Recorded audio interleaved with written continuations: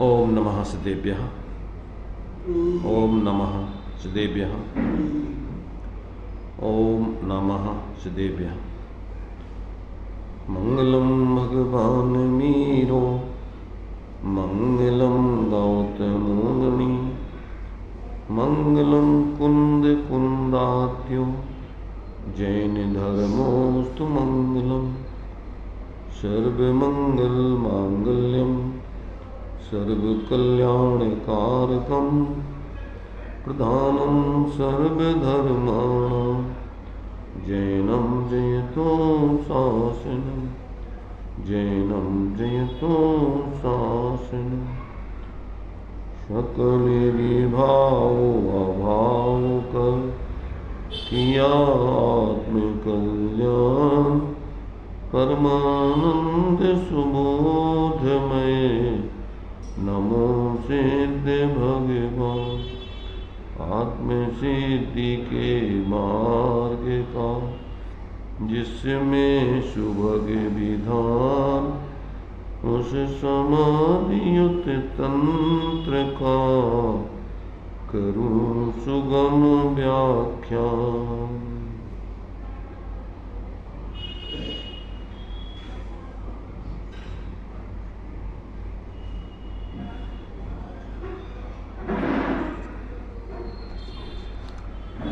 इकसठ नंबर का अपना छंद चलेगा। इसमें आचार्य देव ज्ञानी जीव किस कारण से शरीर के विषय में जो उनका भूषण मंडन आदि साज श्रृंगार आदि करना है उस अनुराग से रहित होते हैं, उसका कारण क्या है, उस बात को इस श्लोक में आचार्य देव बता रहे हैं।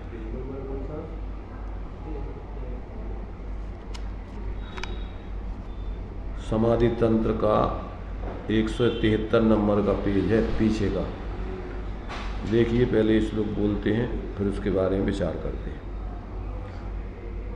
न जानन्ति शरीराणि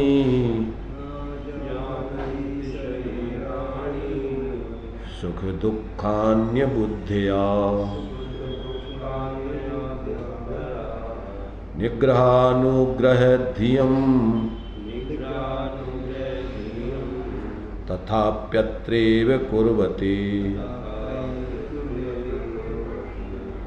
सुख दुख को नहीं जानते, तन अचेतन पर मूढ़धि, निज ज्ञान बिन निग्रह अनुग्रह बुद्धि रखता है वहीं। देखिए क्या कह रहे, अंतरात्मा विचारता है शरीराणी, ये शरीर सुख दुखानी न जानती, अचेतन होने से सुखों तथा दुखों को नहीं जानते हैं। तथापि तो भी ये जो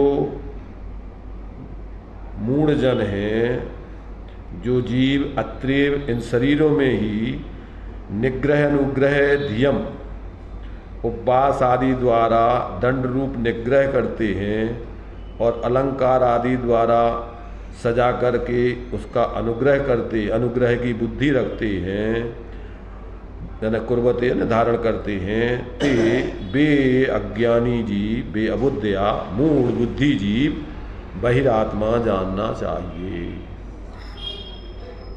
क्या कहा, अंतरात्मा तो इस शरीर को जड़ जान करके उसके निग्रह अनुग्रह की बुद्धि नहीं रखते, उसके लिए किसी प्रकार से ना तो दंड देने का भाव रखते हैं, ना उसका प्रसन्न करने का भाव रखते, क्योंकि वो जानते हैं कि ये शरीर अचेतन है, ये ना दंड जानता है और ना किसी प्रकार से उसका अनुग्रह उपकार आदि जानता है। पर जो मूढ़ बुद्धि हैं, अज्ञानी जीव हैं, वो क्या करते हैं, इस अचेतन शरीर को श्रृंगारते सजाते हैं। काय के लिए, सोचते हैं कि इससे प्रसन्न हो जाएगा, ये सुखी हो जाएगा ये, और इसको उपवास आदि देकर, उपवास आदि करके, रस आदि त्याग करके सोचते हैं कि इसको सजा दो, दंड दो। ये जो है क्या है, ये बहुत उच्छृंखल है, अथवा ये अपने बस में नहीं होता, इसको अपन भोजन पानी आदि नहीं दो। तो कहते हैं मूढ़ जीव इस प्रकार का कार्य करते हैं, ज्ञानी जीव तो मध्यस्थ होकर और अपनी सहजी स्वरूप से जुड़ करके आत्माराधना करते हैं, ना शरीर का निग्रह करते हैं, ना किसी प्रकार से इसका अनुग्रह करते हैं, ना इसका उपकार करते हैं, ना अनुपकार करते हैं। वो तो अपने सहज स्वरूप से जुड़ करके और अपनी आत्माराधना करने के लिए सहज ही शरीर का सहचरभूत जानकर और ये अपने साथ है, तो इसकी जो भी व्यवहार दृष्टि से भोजन पानी आदि देना अथवा नहीं देना, जरूरी होने पर देना और ना जरूरी होने पर नहीं देना। जैसे ड्राइवर गाड़ी में बैठता है, काम में लेता है, तो उस गाड़ी का रख रखाव रख करके उसमें पेट्रोल आदि डाल करके उसको काम में लेता है, ऐसे ज्ञानी तो इस शरीर को अपना सहचर जान करके इसकी विवेक स्वयं रख करके और इसकी व्यवस्था आदि अपने कल्याण के लिए बनाता है, ना कि इसके अनुग्रह आदि के लिए या इसको दंड आदि देने के लिए। और भाई ये तो जानते नहीं है, अब इसको साज श्रृंगार करना, अलंकार पहनाना पागलपन है क्या? अलंकार इसको क्या जरूरत पहनने की?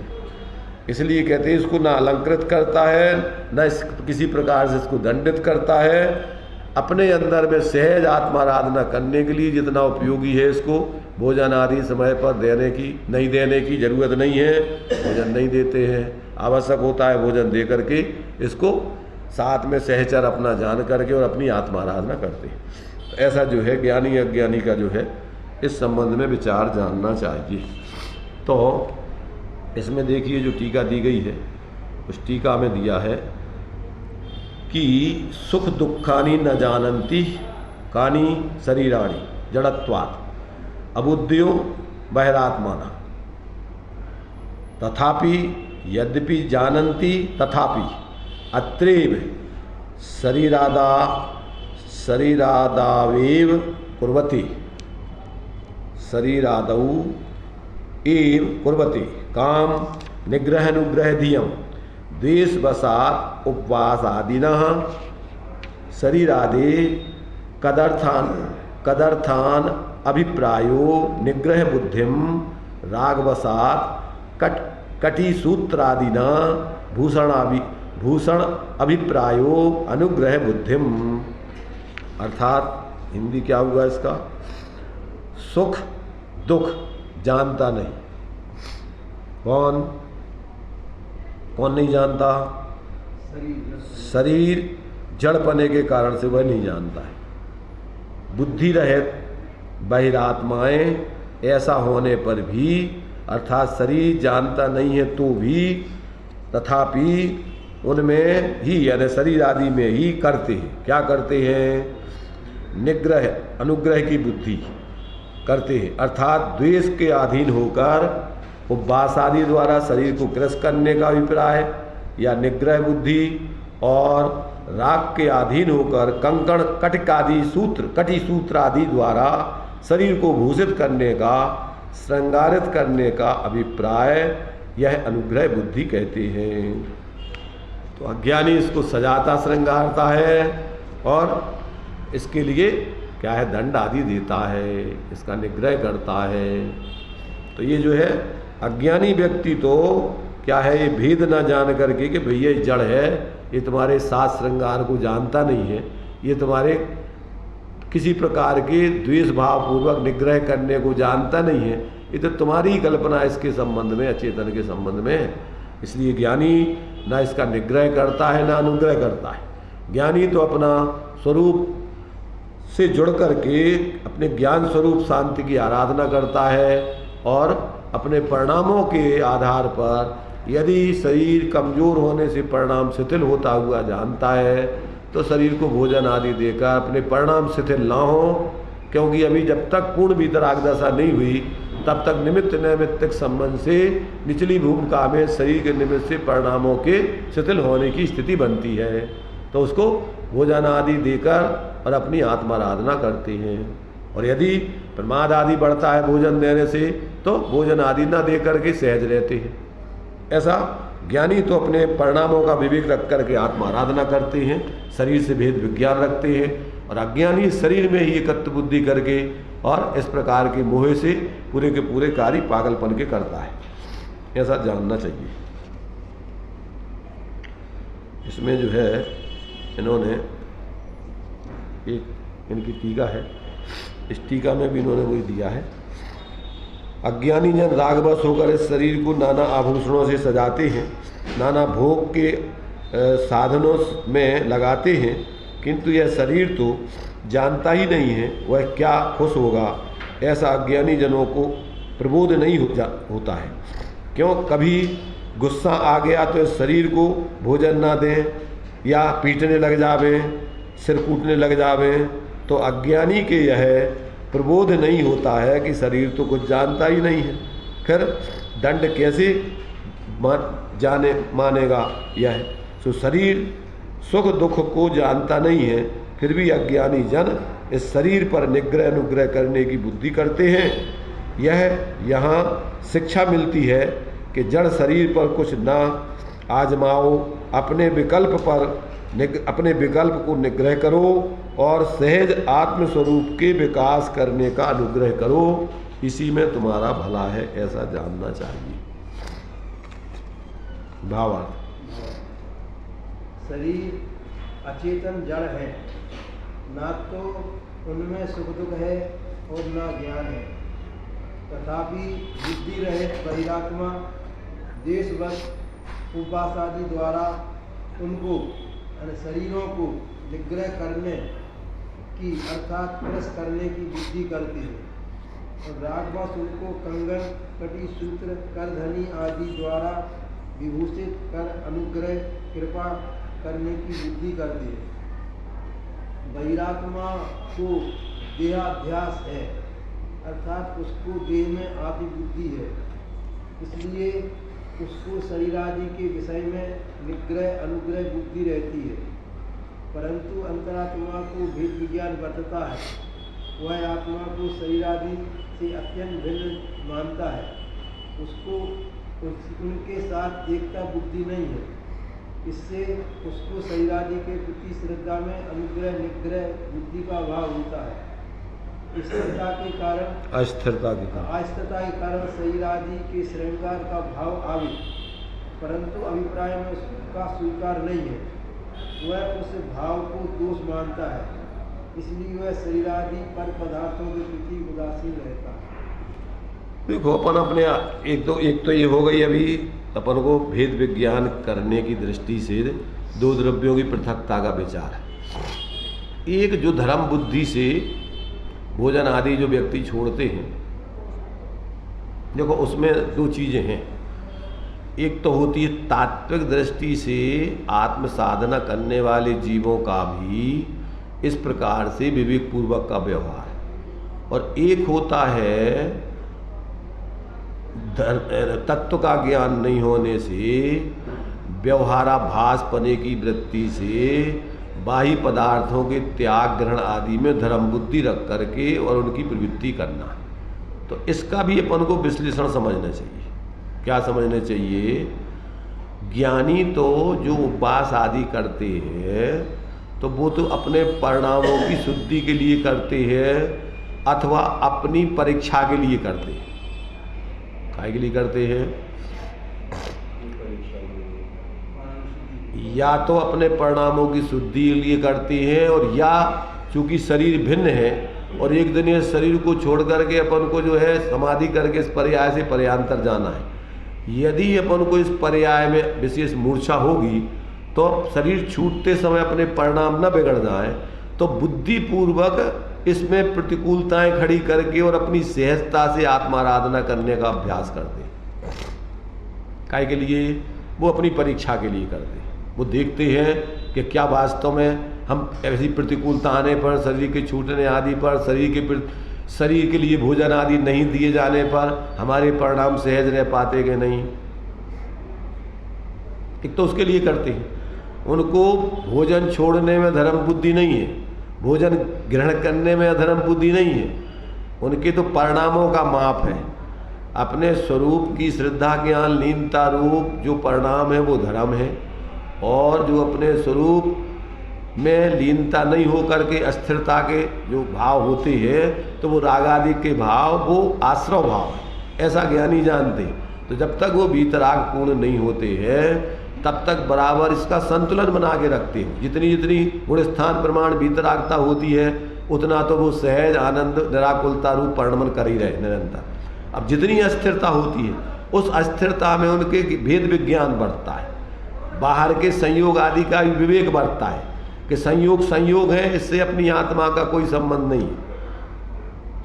संयोग अपनी आत्मा से अत्यंत भिन्न है। वास्तव में ये दो द्रव्यों की पृथकता की स्थिति है, इसलिए इसमें से अपने में कुछ आता नहीं और इसके जाने से अपने में से कुछ जाता नहीं। इससे अपना कुछ न लाभ है न हानि है। तो ये अपन को तात्विक दृष्टि से भेद विज्ञान होने से बाहर के परिणमन से उसको बराबर भेद विज्ञान पूर्वक की सहजता बढ़ती है। कदाचित अस्थिरता से जुड़ता है तो वो अपनी कमजोरी समझता है, वो पदार्थों के कारण से परिणाम बिगड़ना नहीं जानता है।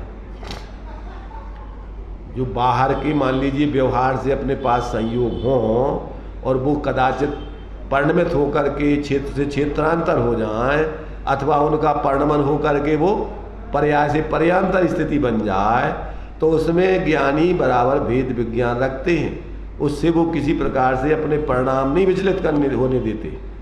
तो ये बराबर जो है ज्ञानियों को तो ऐसा दो द्रव्यों का भेद विज्ञान और निमित्त नैमित्तिक संबंध से अपने परिणामों का उसमें कितना अस्थिरता से प्रभावित होते हैं कितने अप्रभावित रहते हैं वो विवेक, तो ये दोनों चीज़ें ज्ञानियों के जीवन में चलती हैं बराबर। अब अज्ञानी तो क्या करता है कि वो देह को ही आत्मा मानता है, शरीर संयोग आदि से सुख दुख की कल्पना करता है, उन्हीं से अपनी प्रतिष्ठा आदि मानता है। तो वो तो 24 घंटे उनके निमित्त से ही अपने परिणाम बिगड़ते बनाता रहता है। बनाते का मतलब माने कुछ अच्छा महसूस करना अनुकूलता में, प्रतिकूलता में बुरा महसूस करना। तो अच्छा महसूस करना भी वो कसाय भाव है राग भाव, और बुरा महसूस करना भी वो कसाय भाव है द्वेष भाव। तो अज्ञानी के तो निरंतर उसके निमित्त से राग द्वेष मोह भाव ही होते रहते हैं। उन शरीर आदि में एकत्व बुद्धि, संयोगों में ममत्व बुद्धि और उनके निमित्त से निरंतर राग द्वेष की वृत्ति। अभी अपन ने पढ़ा था कि जो एक क्षेत्रावगाही संबंध वाले शरीर आदि है जिनको उपात्त संयोग बोलते, प्राप्त संयोग, उनमें तो अहंकार बुद्धि होती है, मिथ्या दृष्टि की, ये मैं तन देह जीव को ये गिने। और जो शरीर के संयोगी संयोग है बाहर के जो अनुपात पदार्थ है, परिवार कुटुंब अपने समाज आदि आदि, और जो रुपया पैसा मकान आदि रुपया आदि ये अनुपात पदार्थ है, क्षेत्र से अपने आत्मा से भिन्न है पर कर्म के निमित्त से अपने संयोग रूप में मिले, उनमें होती उसकी ममत्व बुद्धि। ये मेरे हैं, मेरा परिवार, मेरा कुटुंब, मेरा रुपया, मेरा पैसा, मेरे गांव आदि आदि। तो ये सब जितने भी भाव है मिथ्या दृष्टि को तो एकांत से इन सारे संयोग और अपने एक क्षेत्र अवगाही और भिन्न क्षेत्र वालों में उनमें एकत्व और ममत्व भाव चलता है, स्वामित्व और कर्तृत्व भाव चलता है। अपने हिसाब से परिणमन नहीं होने पर वो परिणमन कराने का भाव रखता है, गुस्सा करता है। जैसे जो लोग तो मानते हैं क्या जैसे शंकर जी विनाश कर देते हैं, ऐसे ये भी जो है अपने हिसाब से परिणमित नहीं होते दिखने पर उसका विनाश, यहाँ तक कि आत्महत्या करता है तो काय के लिए करता है, वो इसीलिए के करता है कि ये इसके कारण से हम परेशान हैं, चलो इसको मिटा देंगे फिर हम सुखी हो जाएंगे।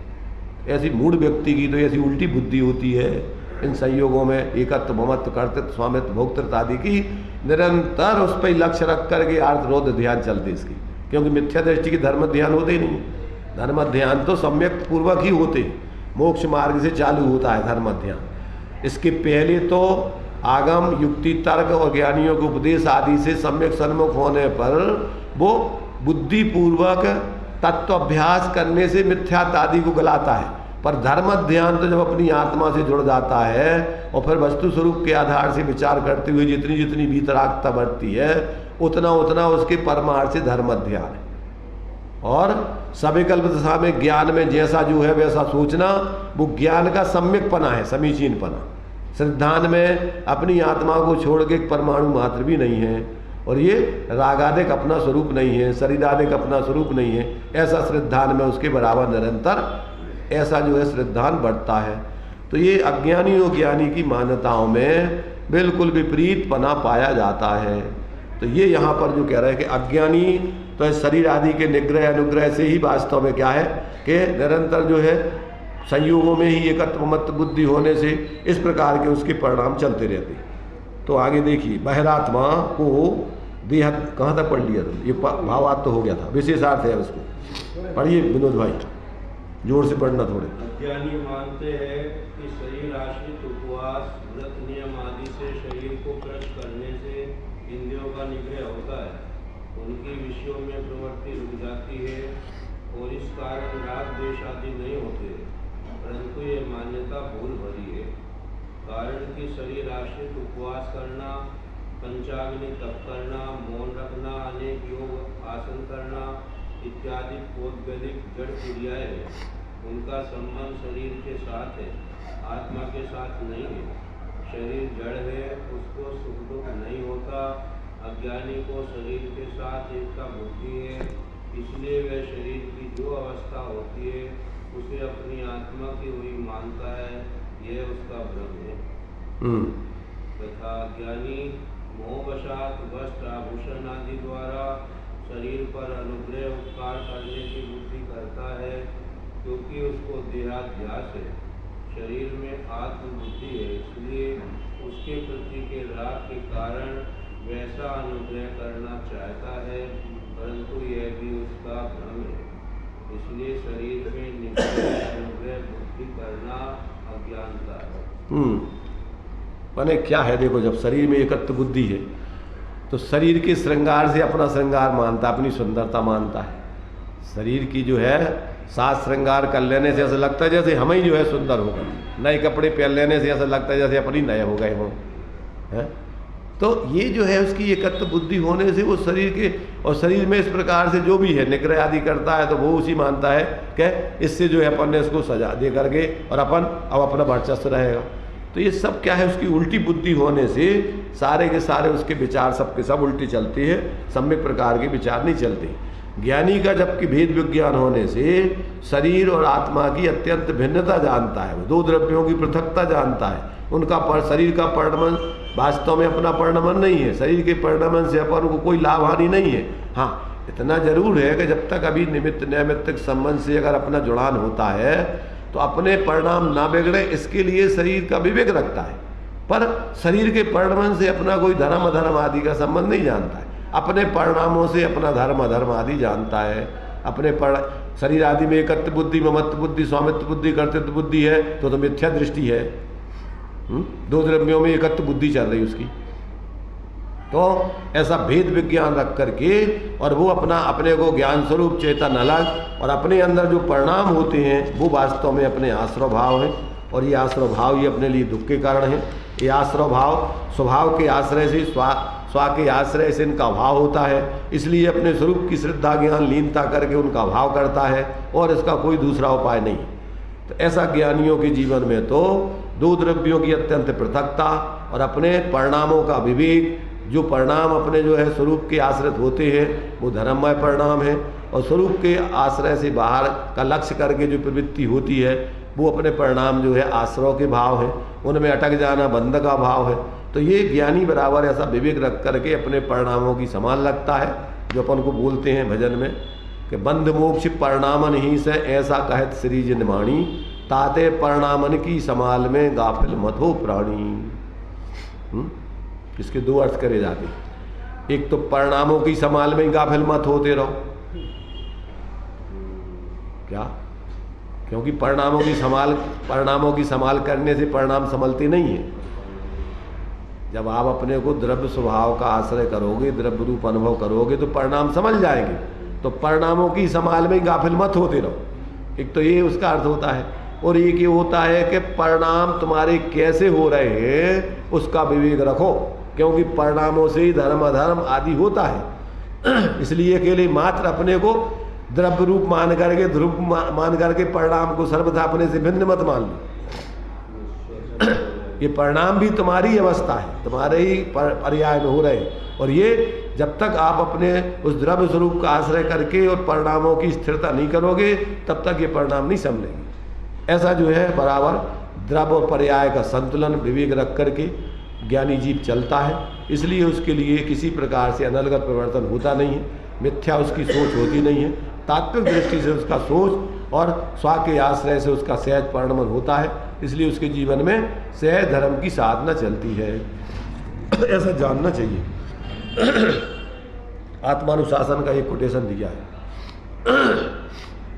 आशा रूपी अलग अग्नि में धन आदि रूप ईंधन के गट्ठे डालकर उस आशा रूपी अग्नि को प्रतिपल बढ़ाकर उसमें निरंतर जलने पर भी अपने शांत हुआ मानता है, यही वास्तव में जीव का अनादि विक्रम है। क्या मानता है? आशा रूपी प्रति प्राणी यस्मिन विश्वमणुपमम्, इसी आत्मानुशासन का है ये। उसका ये इसमें हिंदी करके उसका कोटेशन दिया है कि आशा रूपी अलंग माने जिस नहीं आशा रूपी जो समुद्र है उसको कोई माने एक प्रकार से ये सोचोगे उसके लिए लांग करके उस तरफ नहीं जाएगा। लांगने माने उसको भरा नहीं जा सकता है। तो कहते हैं अग्नि में आशा रूपी अलंग अग्नि, ये उसको अग्नि की संज्ञा दी है। काय के लिए? इच्छा के लिए, आशा के लिए, मिथ्या दृष्टि की इच्छा के लिए। उसमें यदि आप धनादि रूपी ईंधन के गट्ठे डालते रहो, क्या डालते रहो? अग्नि के लिए, जलाने के लिए या बुझाने के लिए आप उसमें क्या करते रहो? परिग्रह आदि के संयोगों के गट्ठे इकट्ठे ला के भरते रहो, डालते रहो। उसे आशा रूपी अग्नि को प्रतिपल बढ़ाकर उसमें निरंतर जलने पर भी अपने शांत हुआ मानना, यही वास्तव में जीव का अनादि विभ्रम जानना। क्या अर्थ हुआ? कि तुम आशा की पूर्ति करते करते और उसको निरंतर जलाते रहो, बढ़ाते रहो और फिर सोचो कि हमारे परिणाम शांति आ जाएगी, निराकुलता आ जाएगी। तो कहते हैं ये इस जीव का विभ्रम है। जो पूजा में पढ़ते ना, सोचा करता था भोगों से बुझ जाएगी इच्छा ज्वाला, परिणाम निकलता है लेकिन मानो पावक में घी डाला। इसमें इन्होंने ये पदार्थ डाल करके शांति चाहा था और वे सोचता है कि इससे हम घी डाल करके इस अग्नि को बुझा देंगे, शांत कर देंगे, इच्छा पूरी कर लेंगे। तो कहते ये तो परिणाम उल्टा आता है, इससे तो कोई पूर्ति तो होती नहीं, उल्टा और इच्छा बढ़ती जाती है। जितना जितना अग्नि में ईंधन डालते जाओगे, घी डालते जाओगे तो अग्नि शांत होगी कि और प्रज्वलित होती जाएगी। ऐसे ही जो है इच्छाओं की पूर्ति करके कोई सुखी आज तक दुनिया में हुआ नहीं। इच्छाओं का अभाव करके तो सुखी हुए हैं, पर इच्छाओं की पूर्ति करके आज तक दुनिया में कोई सुखी नहीं हुआ, कोई मोक्ष नहीं गया। क्या कह रहे विनोद? क्या कहा हमने? तुम्हारी बुद्धि में नहीं आएगा क्या? अरे हम ये कह रहा है कि इच्छा की पूर्ति करके कोई आज तक सुखी नहीं हुआ। इच्छा का अभाव करके तो सुखी हो सकते हैं, पर इच्छा की पूर्ति करके आज तक कोई सुखी नहीं हुआ दुनिया में। अपन सोचते हैं कि अब सुखी हो जाएंगे, अब ये हो जाए, इससे अब सुखी हो जाएंगे, ये और हो जाए, सुखी हो जाए, अब ये और हो जाए। कब तुम पूर्ति कर करके सुखी हो जाओगे? जब तक आप इच्छा रहे तो अपने स्वरूप की साधना करके इच्छाओं का अभाव नहीं करोगे, तब तक सुख नहीं आ सकता, शांति नहीं आ सकती। इसलिए यहाँ पर ये अज्ञानी जीवों की जो है भ्रांति, जो है उल्टी सोच रख करके और सुखी होने का जो प्रयत्न है, वो उनका प्रयत्न मानो कि घी अग्नि को तुम्हारे से पानी को बिलो करके और उसमें से मक्खन निकालने का प्रयत्न है। अग्नि में घी डाल करके उसको बुझाने का प्रयत्न है। तो ये सब उल्टे कार्य है उसके, ऐसा जानना चाहिए। तो ये जो है इस 61 नंबर की श्लोक में भी आचार्य देव ने अज्ञानी को संबोधन किया है कि हे भाई, तेरी जो इस प्रकार की इस शरीर आदि के निग्रह अनुग्रह आदि की बुद्धि है, ये तेरी मिथ्या है। और ज्ञानी चूँकि क्या करते हैं कि शरीर आदि को भूषण आदि से श्रृंगार आदि रहित होकर के अपनी स्वरूप आराधना करते हैं। वो क्यों इसको सजाते श्रृंगारते आदि नहीं है? क्योंकि वो जानते हैं कि ये जानता नहीं है, अचेतन है, इसको श्रृंगारने से प्रसन्न नहीं होता, सुखी नहीं होता, और इसके निग्रह करने से दुखी नहीं होता, ये तो अचेतन है। इसलिए उसको ना उनका अनुग्रह करने का भाव है ना निग्रह करने का भाव। वो तो सहज अपनी स्वरूप आराधना करके और विवेक रख करके शरीर के साथ में जब तक एक चित्रावगाही संबंध है तब तक रहते हैं, परंतु मूर्छित होकर के उसमें किसी प्रकार कोई कार्य नहीं करते, अविवेकपूर्ण कोई कार्य नहीं करते।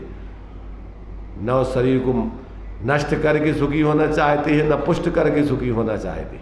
वो तो सुखी होना अपना मोह रहे स्वाश्रित अवस्था से होते हैं, बाहर के पर पदार्थों के किसी प्रकार से निग्रह अनुग्रह आदि से नहीं होते, ऐसा वो जानते हैं। इस प्रकार से ये ज्ञानी अज्ञानी के संबंध में यहाँ पर इस 61 नंबर के कलश में इस श्लोक में आचार्य देव ने ऐसा भेद विज्ञान करके और अपने स्वाश्रय से जो है सुखी होने की जो है प्रेरणा दी है कि भैया जो भी जीव सुखी होते हैं वो वस्तु स्वतंत्रता को समझकर अपने स्वाश्रय की परिणति को पैदा करके सुखी होते हैं। बाहर के पदार्थों पर तो मात्र आरोप आता है, उपचार से उनका कथन आदि किया जाता है, ऐसा जानना चाहिए। ये जो है इसमें तो अपने लिए संक्षेप में गाथा टीका और भावार्थ आदि का इतना है। अब इसका विस्तार में जो है इनका जो प्रवचन दिया हुआ है वो भी सामान्य जनसाधारण के लिए संबोधन करने के लिए है विशेष। इसको अपन अभी बाद में देखेंगे क्रम से। अभी तो अपन यहीं आज इतने में विश्राम करते हैं, टाइम अभी हो गया है। चलिए बाद में देखेंगे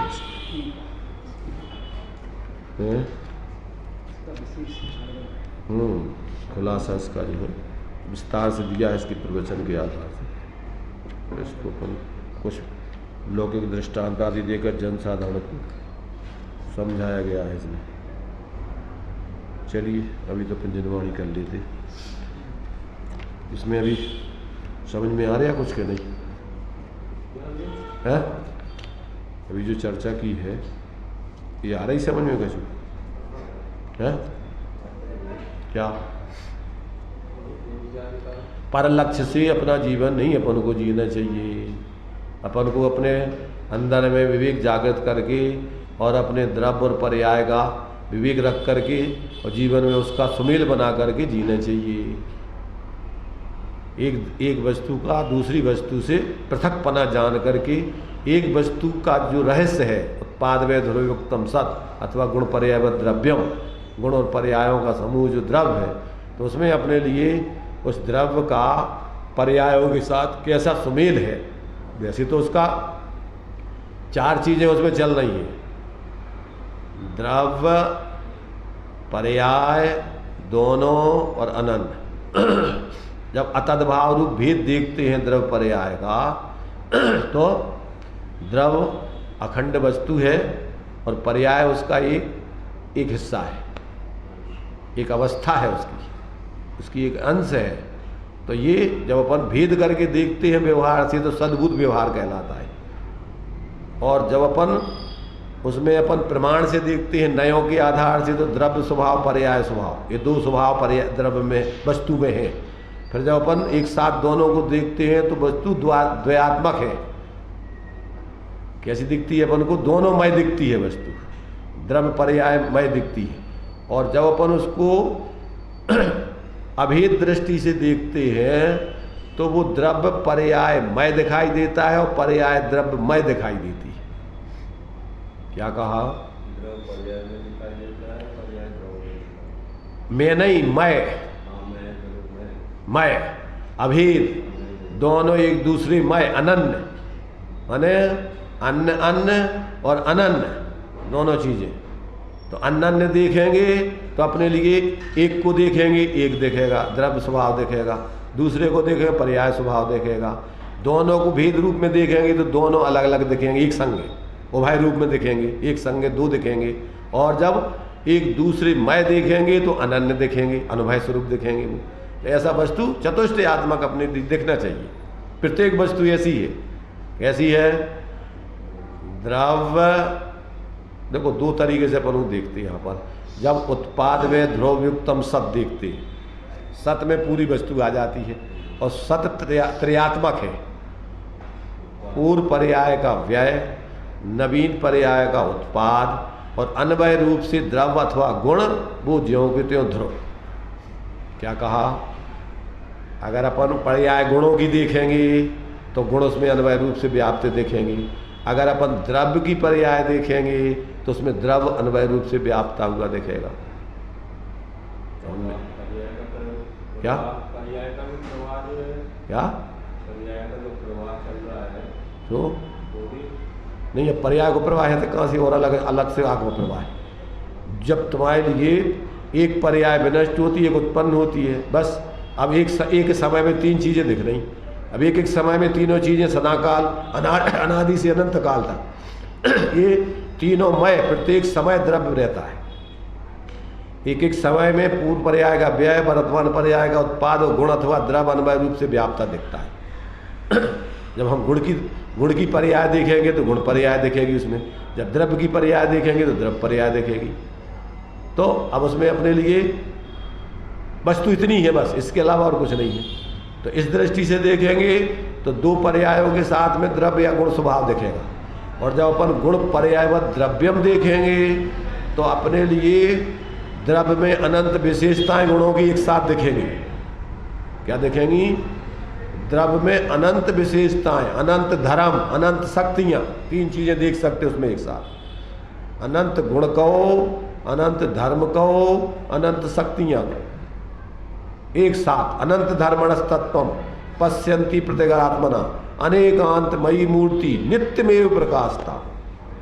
ऐसा अपन को अनंत गुण धर्मात्मक वस्तु एक साथ, और उसका क्या होगा? उसकी पर्याय एक एक गुण की अथवा द्रव्य की प्रति समय एक एक पर्याय आपको साथ में दिखाई देगी। वर्तमान में एक पर्याय ही द्रव्य या गुण के साथ तादात्म्य रूप से दिखेगी आपको। वर्तमान में क्या दिखाई देगी?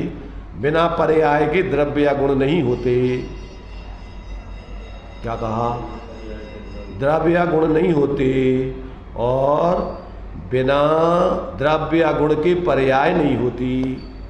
ये आचार्य कुंद देव की दो गाथाएं हैं, 12 और 13 नंबर की पंचाष्टिकाय की गाथा है। द्रव्य बिन पर्याय ना, पर्याय बिन ना द्रव्य हो, दोनों अनन्य रहे सदा। यह चारों चीजें सदा, ये भगवान जनेन्द्र की वाणी है। आचार्य कुंद कह रहे क्या?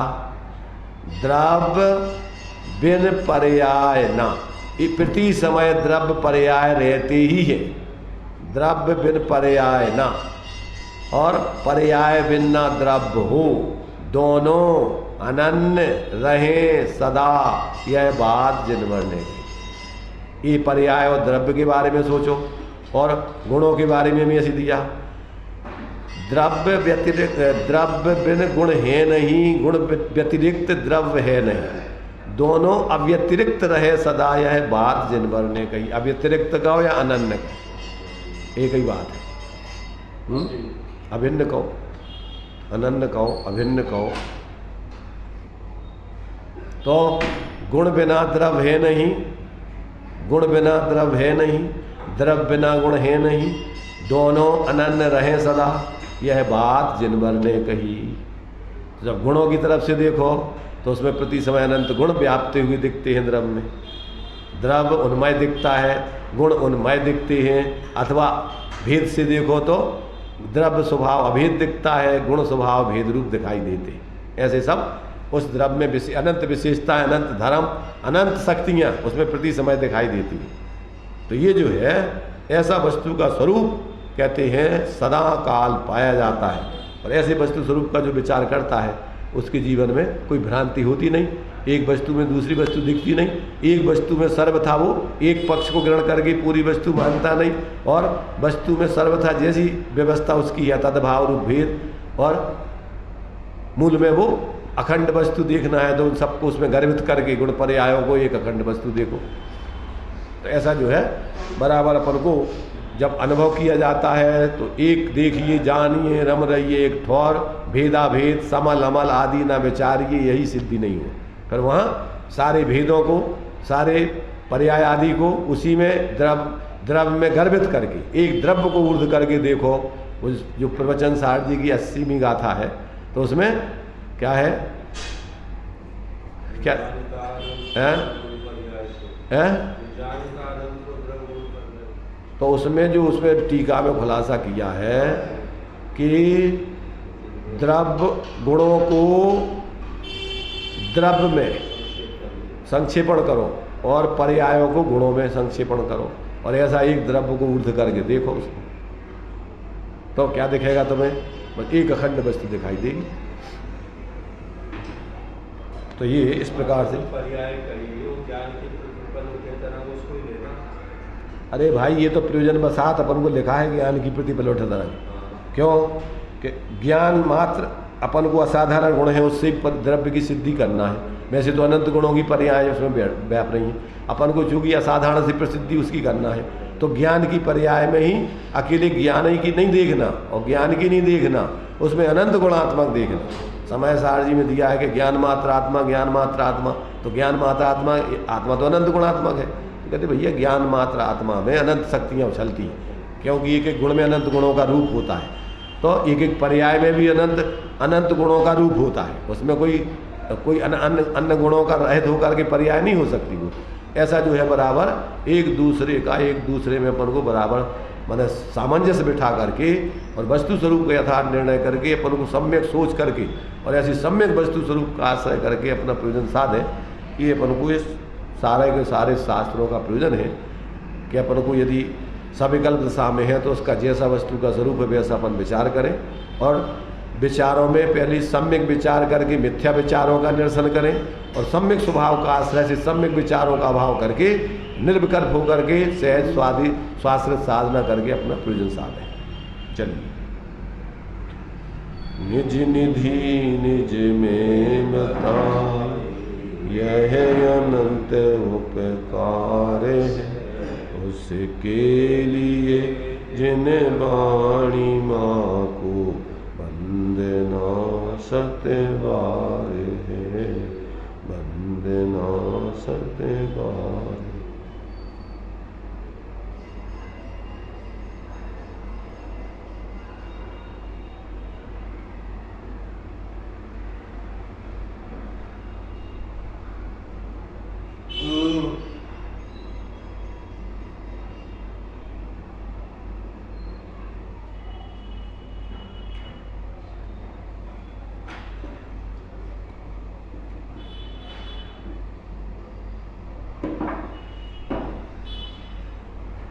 द्वादशांग हिंदवाणी